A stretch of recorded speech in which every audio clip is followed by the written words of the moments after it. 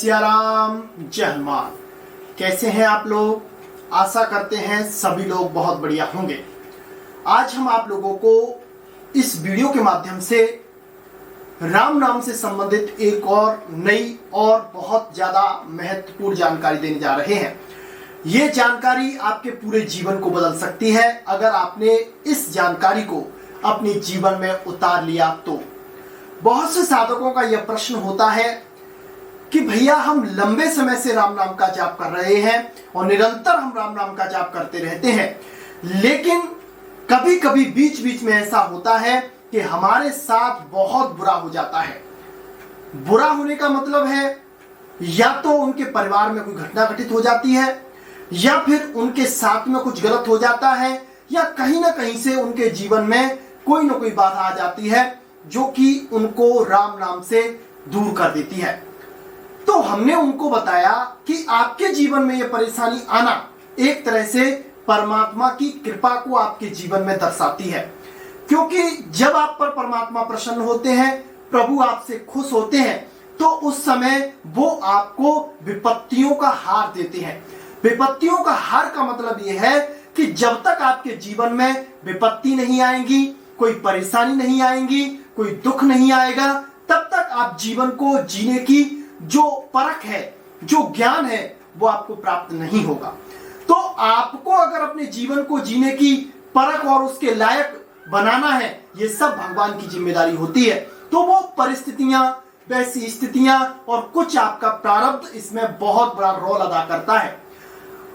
अगर किसी जगह पर आपको 1 लाख रुपए की हानि होनी है और राम नाम का जाप आप कर रहे हैं, भगवान से आप जुड़े हुए हैं, तो उस जगह पर आपको मात्र 10 रुपए में निपटा दिया जाएगा, लेकिन आपको हानि होगी, इसे कोई नहीं रोक सकता है।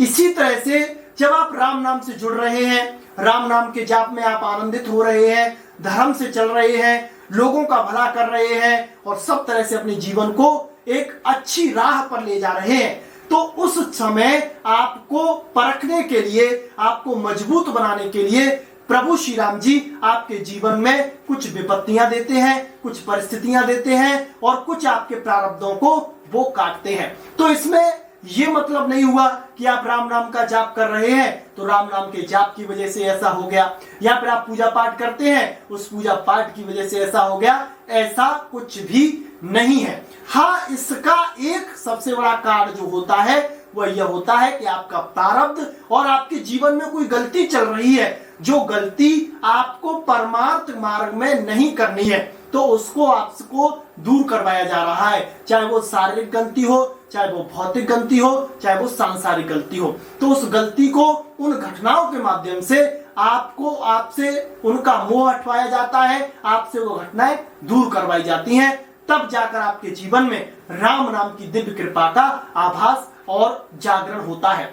जिस तरह से अगर आपको कोई अच्छी कविता लिखनी हो या फिर कुछ अच्छा इतिहास लिखना हो, तो उसके लिए पहले आप ऐसी जगह का चयन करेंगे जो जगह एकदम पवित्र हो, और जहां पर आप लिखेंगे वह जगह भी एकदम साफ सुथरी हो, वह पेज भी एकदम क्लियर और साफ सुथरा हो। जभी तो आप अपने हिसाब से उसमें अपने मन के भावों को लिख पाओगे। इसी तरह से भगवान पहले आपके मन को एकदम पवित्र बनाते हैं, प्योर बनाते हैं, फिर वो अपने हिसाब से आपके मन को कंट्रोल करते हैं। जिन चीजों की आवश्यकता होती है उन चीजों को आपके मन में डाल देते हैं, जिन चीजों को उनकी आवश्यकता नहीं होती है उन चीजों को वो हटा देते हैं, फिर आकर वह मन में आकर बैठ जाते हैं और आपके पूरे जीवन को बदल देते हैं। तो आज के बाद आपका यह प्रश्न नहीं होना चाहिए कि आपके जीवन में राम नाम के माध्यम से परेशानियां आती हैं, दुख आते हैं, तो उसका सबसे बड़ा जो कारण होता है वह यह होता है। तो आज के लिए बस इतना ही। मिलते हैं आपसे बहुत जल्दी ही